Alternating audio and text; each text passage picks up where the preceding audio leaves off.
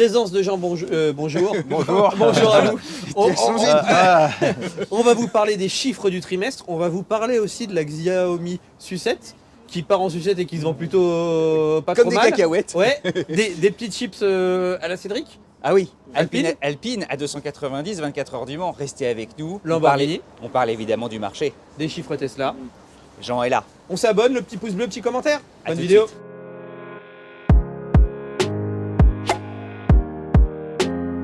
Xiaomi S7, c'est le phénomène de la semaine. Alors je sais pas comment on se dit. Ça se dit sucette. D'ailleurs, il porte bien son nom parce que en même temps, l'actualité qui a fait la semaine, c'est qu'en fait, ils ont vendu 100 000 voitures en 48 heures.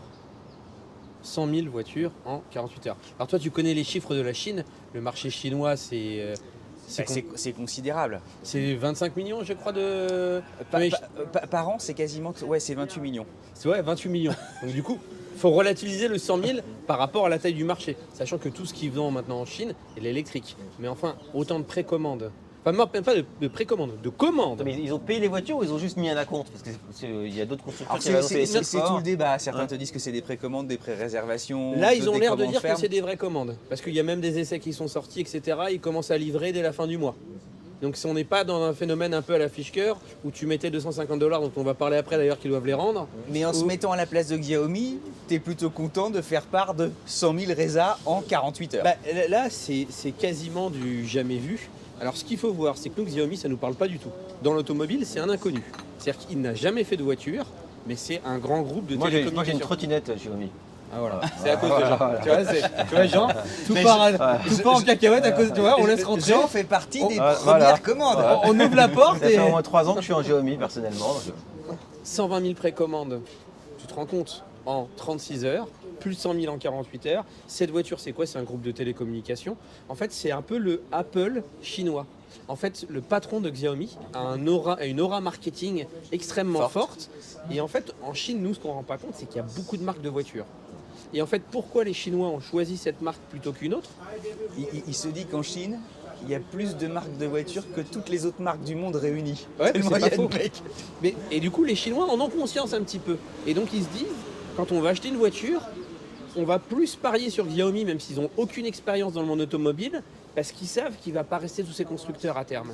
Et ils se disent, Xiaomi, c'est celui qui a les reins solides pour pouvoir devenir un vrai constructeur mondial. C'est amusant parce que le parallèle avec Apple, Apple a annoncé il y a quelques semaines retirer après qu'ils 10 milliards. se retiraient en fait de l'industrie automobile dans lequel ils avaient un projet embryonnaire de voiture roulant toute seule. Vous avez les images qui défilent, vous vous rendez compte un peu ce que c'est. Ça ressemble vraiment fortement à une Porsche Taycan.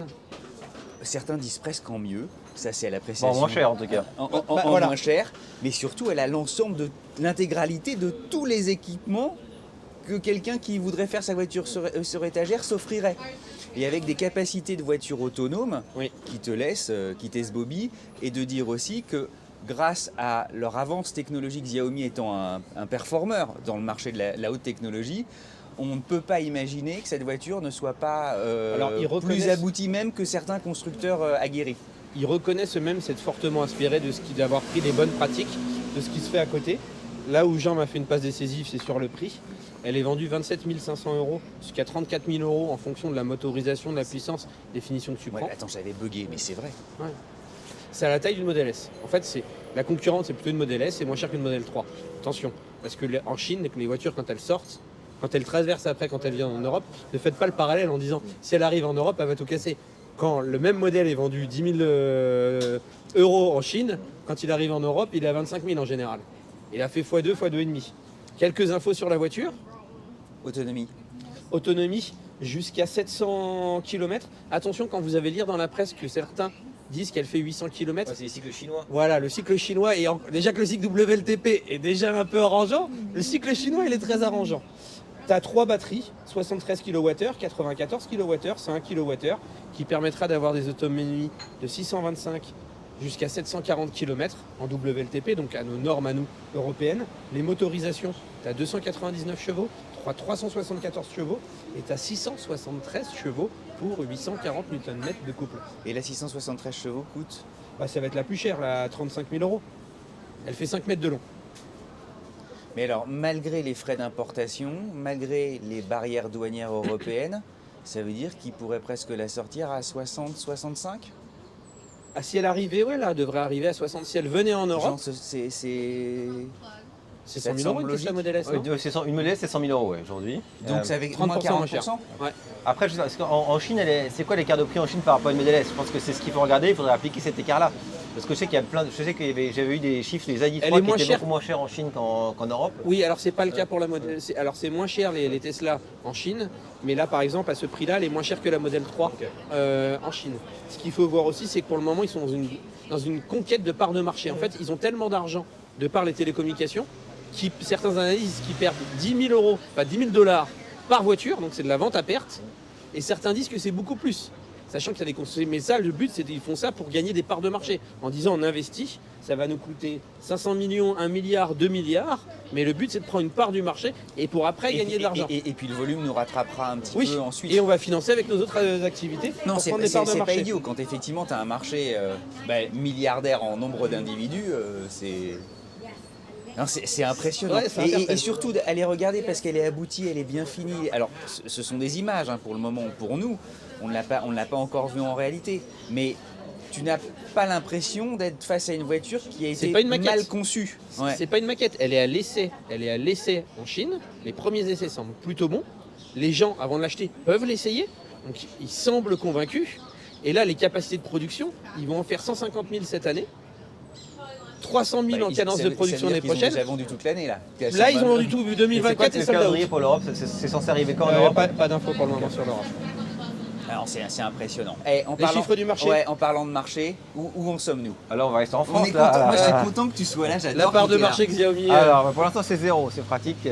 C'est 0 ouais, enfin, si on compte pas les trottinettes. Du coup là l'idée c'est de regarder ce qui s'est fait au premier trimestre. Donc en France au premier trimestre, il s'est immatriculé 444 902 voitures, donc véhicules particuliers, ce qui représente une hausse de 5,71% par rapport à 2023. Donc à première vue c'est positif. 2019 le repère. Voilà, exactement, tu anticipes. On est toujours à moins 20% par rapport à la période avant Covid. Est-ce qu'on retrouvera ces niveaux-là? Je ne sais pas.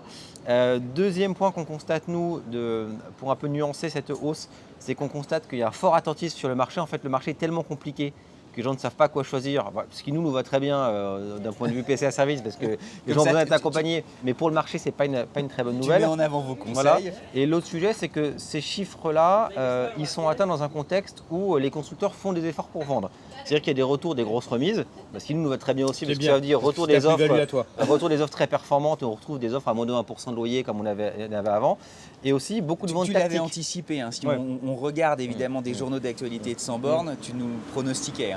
Nous on pensait que la bataille des prix, ça allait pas rester comme ça. Nous, tu vois, clairement, on a des retours là, on a à nouveau des voitures à 40 000 € qui ressortent à 350 € de loyer, ce qu'on n'avait pas avant. Félicité. Voilà, très bien. Et il y a aussi beaucoup de ventes tactiques, c'est-à-dire que les constructeurs ont immatriculé beaucoup de voitures en fin de période, pour gonfler les chiffres. Donc ce constat est à nuancer. Ce constat est à nuancer. Bon, après, ça reste malgré tout une hausse. Si on regarde les énergies, il y a plein de choses à dire là-dessus. Électrique et PHEV, en gros les voitures qu'on branche, c'est 26,5% du marché. Donc 18% d'électrique et 8,5% les PHEV.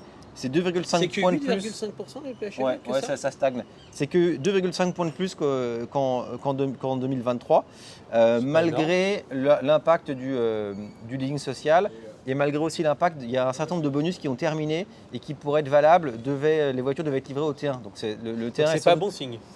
La mouvance n'est pas négative, mais elle n'est pas ultra positive. L'essence baisse, passe de 38,5 à 33,4, mais c'est au profit du MHEV qui gagne 3 points et de l'hybride qui gagne 3 points aussi. Donc l'idée c'est que les gens ne prennent plus d'essence parce qu'il y a trop de CO2, donc trop de taxes, et prennent à la place des hybrides non rechargeables. Des Toyota Yaris. Exactement, par exemple. Ou des Clio ou des MHEV, des 1000 d'hybrides. Le diesel passe de 11,2 à 7,5%, donc il continue. De 11,2 à combien? À 7,5%. C'est fini, voilà. C'est terminé. Ouais. Et le CO2 moyen passe de 93 grammes, donc c'est à peu près stable. Donc ce qu'on voit là-dessus, c'est qu'il y a encore aujourd'hui 75% des voitures qu'on vend qui sont des voitures qu'on ne branche pas. En fait, c'est des diesel, essence ou hybrides non rechargeables. On a entendu pas mal de choses au T1, notamment que des constructeurs remettaient un peu en cause le passage vers tout électrique, notamment Mercedes qui avait annoncé, je crois qu'en 2030, il ferait 100% d'électrique. Ils ont annoncé que finalement en 2030, ce serait 50% électrique, 50% hybride rechargeable. Donc on voit clairement que c'est moins ambitieux que prévu. On a aussi l'assouplissement des ZFE. Donc finalement, les diesels, les centres-villes qui étaient interdits au diesel, finalement, c'est plus le cas. Donc on a beaucoup de gens qui... Tu vas voir qu'on va relancer le diesel si on continue. Donc on entend pas mal un discours qui consiste à dire en fait on allait beaucoup trop tôt dans l'électrique, c'est un feu de paille, ça marchera pas, c'est l'Europe qui nous impose ça. Mais finalement les consommateurs veulent du thermique, regardez le diesel revient en force. Ça je pense, ça il faut vraiment le nuancer. Le premier point, c'est que certes le véhicule électrique c'est soutenu par des politiques publiques volontaristes, mais ça joue à la marge. C'est-à-dire qu'aujourd'hui l'électrique c'est 18%. Peut-être que sans ces mesures-là, ce serait 14 ou 15%, mais ça ne remet pas en cause le mouvement de fond. Et même en Allemagne, où en fait ils ont supprimé assez brutalement toutes les aides aux électriques, le marché de l'électrique devrait baisser de 15% en 2024 et revenir à son niveau de 2022. Donc on va pas, voilà, ça va, même s'il a été artificiellement gonflé, les ventes de véhicules électriques ne vont pas s'effondrer. C'est tout de même pas un raz-de-marée. Voilà. C'est pas non plus un raz-de-marée à l'électrique. Oui, c'est temporaire. Voilà. L'autre sujet, c'est que c'est presque un épiphénomène en fait. On entend un autre discours qui consiste à dire en fait l'électrique c'est un peu comme le téléphone portable, ça va mettre 5 ans et dans 5 ans tout le monde roule à l'électrique.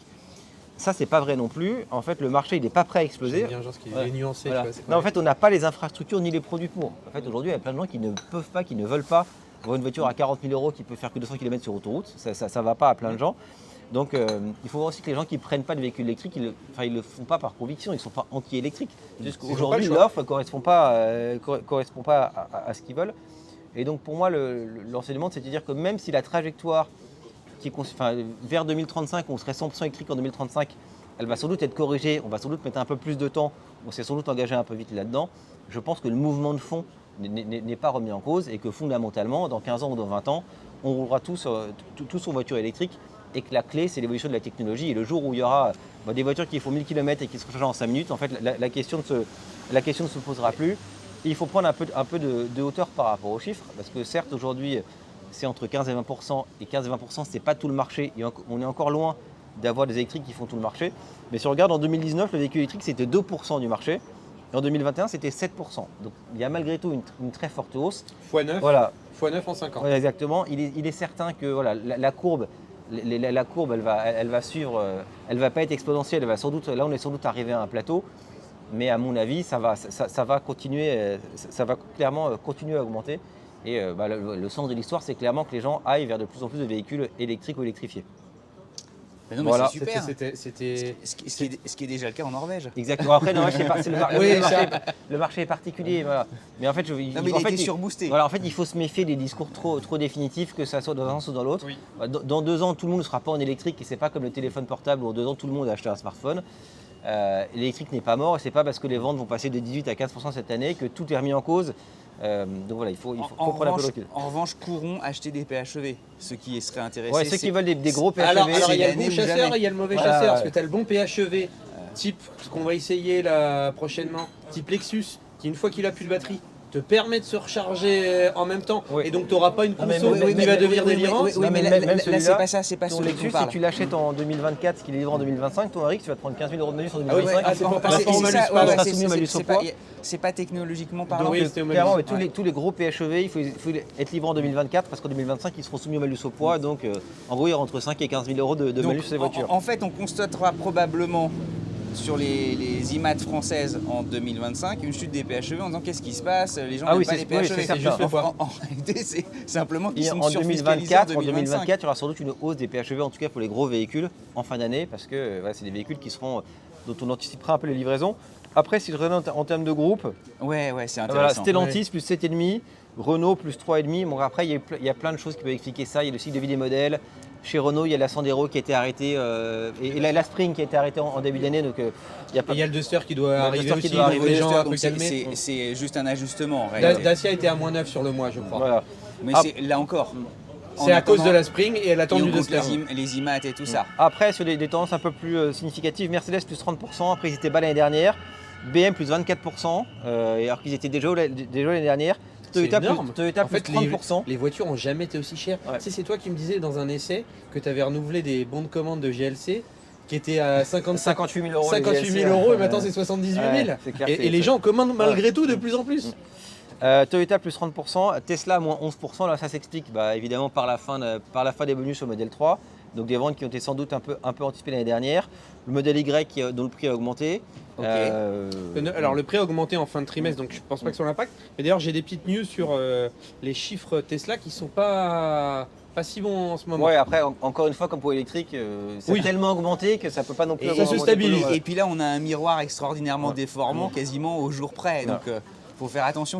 L'important, c'est les fortes tendances. Alors, et tu sais, il y a un truc qui change pas, c'est le top 5. Alors, si parfois Ouais, ça sur change le entre 208 ou Clio 208, là c'est 1 208, 2 Clio. Ah la 208 est repassée Voilà. devant 1 208, 2 Clio, 300 d'euros, 4 C3, 5 2008. Donc ça c'est. 2008 ça se vend beaucoup, Ah ouais. on l'a jamais essayé. C'est quand même marrant parce C'est que trop ça fait aussi. quoi? Ça fait depuis Mathusalem qu'en France, il y a toujours soit une R5, soit une 205. Bah ouais, c'était R5 205, soit une après soit Clio une 106, Clio 206, Clio 207, Clio 208. C'est ça l'éternel. Ouais, c'est comme ça. C'est un duel éternel. Tu veux donner tes petites chips et après je parlerai un peu Ouais, de Tesla alors- sur les chiffres. Il y a une voiture qu'on attend tous en parlant justement d'un duel. laquelle L'Alpine A290 Ah, oui. Ouais, attends. qui arrive pour les 24 heures du Mans en juin prochain. Le 13 juin. Voilà, elle sera donc dévoilée. Bah, c'est le bon moment puisqu'Alpine évidemment sera présent en course. J'espère que ça marchera mieux qu'en Formule 1. En même temps ça ne peut pas moins bien marcher, si je peux me permettre. On croise tous évidemment les Il n'y a doigts. pas Jean Todt qui a repris Non, là. non, c'est un poisson d'avril, je pense. Ah, c'est un Bah, poisson bah, d'avril, je pense. quel idiot. 220 chevaux, elle reprendra normalement la puissance du nouveau Scénic. Certains parient aussi sur 270 chevaux. Elle, pour une version A290S, ce sera la première Alpine à 4 places. Voilà. Comme ça, elle marque l'histoire d'ores et déjà. Elle fera 3,99 m de long au lieu de 3,92 m en raison de ses appendices aérodynamiques et 400 km d'autonomie, voire un peu plus. C'est en tout cas l'objectif que se fixent les ingénieurs. Les prix, on ne les connaît pas, mais on fait justement une lettre au Père Noël en se disant que si Le la 40. première R5 était disponible à 25, Alpine a besoin de marquer les esprits. Je ne vous ai rien dit. T'as compris quelque chose? Bah, que ce serait Bah pas si. trop cher. Bah voilà, il a dit, il comprend. Non, les il comprend concurrentes, dans c'est quoi? l'esprit. La Non, mais concurrente, au c'est moins, la quelqu'un- barre. Ah, aujourd'hui, j'ai C'est pas la barre réveillé. qui est à 40 000, qui a Ouais, moins d'autonomie. Après, tu as les Mini Cooper, les nouvelles Cooper S. Et exactement, et tu Pour Mini, as, ça va être dur parce que pour le coup, entre une belle R5 et une Mini. t'as la Cupra Urban Rebel aussi qui devrait arriver, qui est dans la Cooper SE, Jean l'a dit, la ID2 GTI, et tu as la fameuse Ypsilon HF qui elle ferait 240 chevaux et qui peut-être est Après, pourrait faire parler d'elle, esthétiquement, mais c'est pas ça, quoi. dans les prix de l'Epsilon, les prix paraissent complètement étranges de gourmandise. C'est gentil, c'est dit avec beaucoup de diplomatie. Pour continuer dans les chiffres que Jean nous a parlé, il y a eu les chiffres également Tesla. Souvent on regarde les chiffres Tesla parce que c'est un peu le baromètre du marché sur l'électrique. Globalement, les chiffres sont mi-figue, mi-raisin. Ceux qui veulent voir une catastrophe, ils verront une catastrophe. Mais en fait, c'est juste un atterrissage de Ah ouais, marché. ouais. En fait, ils ont vendu 390 000 voitures sur le premier trimestre 2024. Donc du 1er janvier au 31 mars. C'est leur plus mauvais résultat depuis 2022. Pour quitter une comparaison, le trimestre d'avant, donc celui qui finissait au 31 décembre 2023, ils avaient vendu 485 000 voitures. Donc l'écart est quand même, tu passes il y a quasiment 100 000 en moins. Alors il y a des éléments qui peuvent déjà atténuer. Il y a l'usine qui a brûlé, il y a les Voilà. difficultés de transport. L'usine a été la Gigafactory de Berlin, qui est une très grosse productrice de modèle Y, qui est leur modèle le plus vendu, a été arrêtée pendant 10 jours. Il y a eu 17 départs de feu. Donc déjà, ça a un impact, mais aussi globalement, la tendance est un peu à la baisse avec la fin des aides en Allemagne, etc. Donc on voit que le marché se ralentit un peu, ça les handicape.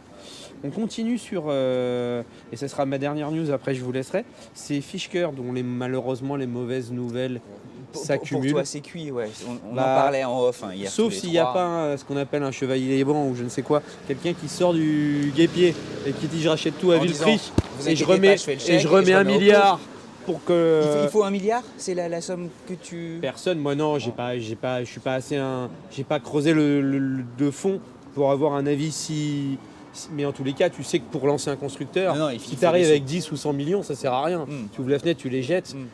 Donc oui, il faut un vrai billet. Mais là, ils avaient leur modèle le plus emblématique, qui est le Fisker Océan.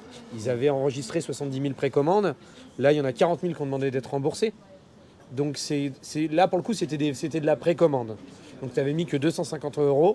Mais là, tu as 40 000 qui demandent d'avoir les 250 € de retour. Et comment leur en vouloir à ces 40 000 qui se disent mais qu'est-ce qui va se passer si le constructeur disparaît? Comment je vais la faire? Je vais assurer la maintenance. Mais ça va même plus loin. Donc là, tu as 250 € fois 40 000, à peu près 10 millions que tu dois rendre. Mais il y en a même ceux qui ont avancer 5 000, qui étaient en livraison. De la trésor ou pas? Ou c'est la, non, ils n'ont pas l'air résidents d'en avoir. Alors 10 millions peut-être, parce que 10 millions à l'échelle d'un constructeur, c'est pas non plus énorme. Mais il y en a même qui avaient payé 5 000 $ qui étaient en instance de livraison. Ou 5 000 €. Et eux disent en fait, tout va partir en cacahuète, la voiture elle n'est pas forcément totalement aboutie. On ne sait pas pour la prévente, etc. Donc il y en a même qui disent, ne la livrez pas, on s'assoit sur les 5 000. Parce que les 5 000 ne sont pas remboursables. Ah oui, donc t'en as qui disent tant pis, tant pis, lâchez-moi et me la livrez pas. Ils bradent même les voitures. Mais genre, ils les bradent. Genre, prenez tout ce que vous... Est-ce qu'on s'en achèterait pas une quand même? Comment? Est-ce que ça... Bah non, parce que l'entretien, où tu vas si t'as un problème, il n'y aura plus de mise à jour. Un indépendant électricien. Non, mais même après, les mises à jour de Ah oui, le système d'infodivertissement et qui était ce qui demandait des mises à jour, bah là, il n'y en aura plus. Et pour rappel aussi, tu vois, ils avaient 70 000 précommandes. Depuis le début, l'Océan, je crois qu'ils en ont livré que 6 000. Donc non, c'est compliqué aujourd'hui. D'ailleurs, petite dédicace, on n'a pas répondu aux commentaires de l'émission de la semaine dernière où tu parlais de Ronan. Et Ronan, allez voir dans les commentaires de l'émission de la semaine dernière. Ronan est dans les commentaires. Peut-être que si j'y pense, je vous l'épinglerai pour qu'il vous donne son retour. Ronan Rocher, qu'on embrasse. Ouais. Tes petites chips, moi j'ai fini. Lamborghini change de logo. Lamborghini cède, tu sais, à cette mode nécessaire pour que ton logo puisse apparaître de manière très lisible numériquement. Oui. Donc c'est terminer les reliefs. La typographie change aussi, elle est un peu plus lisible. Ça va revenir, c'est des trucs de mode, ça, non? En réalité, tu en as besoin, Vincent te l'expliquera. Le logo, tu as besoin pour que, en impression 3D, notamment pour les écrans, voilà. Le marketing étant de plus en plus digital, les logos passent mieux. C'est un crève-cœur parce qu'un logo en relief, c'est quand même sublime. Alors, je suis comme toi. Moi, je pense que il y en a quelques-uns qui vont dire « Oh stop, on arrête les conneries, on va revenir à des choses artistiques et on se débrouillera, technologiquement parlant, pour que le numérique suive. » Je pense. Moi, je suis plutôt de votre avis, sauf parfois où tu as des logos, par exemple, c'est assez réussi. Tu prends le logo de Renault, pour moi, il était très subi, l'ancien logo. Il reste malgré tout un peu en relief. Mais tu prends la signature lumineuse de Dacia. Je trouve que c'est une des plus belles signatures, c'est un des plus belles refontes de logo. C'est chouette que tu te dis ça parce que eux en fait se sont pas dit on va juste altérer un peu notre logo. Ils ont tout refait. Et pour le coup ils avaient raison. Ça marche. Et le logo, moi je le trouvais très vieillot, le logo de Dacia d'avant. Là il faut tout refaire en disant si ça doit être effectivement en aplat, refaisons tout. Un dernier petit truc pour la route. Allez, vas-y. Il y a le Toyota Land Cruiser qui revient. Ah oui. Qui était né, tu sais, ça remonte à de lointains souvenirs. Ce sont des images d'Épinal de 1959 avec le fameux BJ. Il est entièrement cubique. Il est pour le moment, en tout cas jusqu'en 2025, entièrement thermique, avec un moteur diesel qui, comme on l'a vu, a le vent en poupe. En France, c'est quoi? Donc c'est 60 000 de malus, en France, c'est bien. Et ben malgré effectivement l'ensemble des obstacles et des bâtons qu'on lui a mis dans les roues, les First Edition ont toutes été vendus. Alors, c'est vrai? Attends, il y en avait deux. Il y en avait deux. La France, c'est pas le monde. Il y en avait deux. Il y en a une qui était achetée par la Parc Presse. Et je pense qu'effectivement, ça n'est pas leur faire offense, mais j'imagine que certains concessionnaires se sont dit on se l'offre. Ouais. Tu vois, on peut imaginer ça. Voilà, mais c'était une façon de terminer un peu par le haut, sachant qu'il y aura évidemment des déclinaisons, des motorisations, plus agréables qui arriveront sur ce grand bateau qui a une gueule, qui est un vrai franchisseur. Voilà, qui est en fait le Land Rover éternel, mais pour Toyota. On termine là-dessus. Vous avez des petites chips ou pas? Non, moi, petite dédicace à Alain qui était chez le coiffeur. Comme il ne veut pas apparaître en vidéo, je peux le lever quand même. C'est vrai, la dernière fois c'était en quoi? En 97 alors. Vendredi, on a quoi? Vendredi, on a tu vas faire une erreur. Non, on a une très belle Porsche vendredi. Bien vu. Quelle Porsche? Alors certains diront qu'elle est peut-être presque trop simple parce que chez Vodif c'est toujours un émerveillement spectaculaire d'hyper et de supercar. Là super essai, on va bien rigoler. Une Carrera 4S, mais avec une config, c'est exactement ce qu'il faut s'offrir. Je t'assure vraiment, elle est l'intérieur beige. Fais gaffe, il va te la vendre. Non mais elle est super. Et à conduire, on a pris un bonheur. Alain, t'es d'accord? Elle est géniale. Voilà. Ne manquez pas vendredi. Venez. Il faut se l'offrir, achetez-la. C'est une voiture qu'elle est géniale. On est vraiment, on embrasse Eric. Allez, on à très embrasse vite. Olivier. La bise à mamie, il y a Alain qui me fait, vas-y, arrête le. Vive la 911 Carrera 4S. La bise à mamie, à très Ça, vite. c'est Le des petit pouce caisses. bleu, le petit commentaire et à très vite.